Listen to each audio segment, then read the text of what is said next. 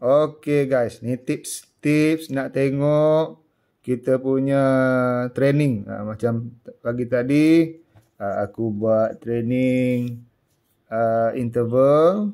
So nak tengok dekat mana. Kita godek dulu, godek-godek. Okay.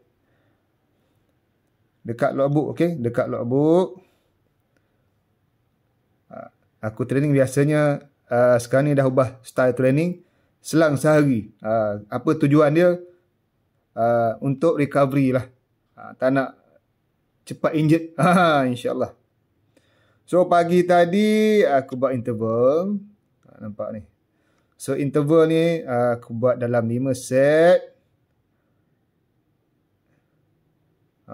Tengok kat sini dah. Interval. Interval. Aku target sebenarnya 1 km.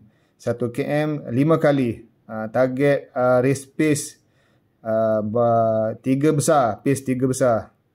Tapi mampu dalam 2 set 3 besar tu dalam 2 set pertama je. 3 set pertama tu dah drop lah. Penat sangat. So masuk last set tu kita drop lah pace. Kita listen to body orang cakap kan. Kalau tak larat jangan push. Sebab risau injured. Itulah dia. Seronok. So itu adalah cara macam mana kita nak tengok balik kita punya latihan yang telah dilakukan. Okay. Ni untuk user Sunto lah. Sunto Race Ace. Sunto lain saya tak apa sure.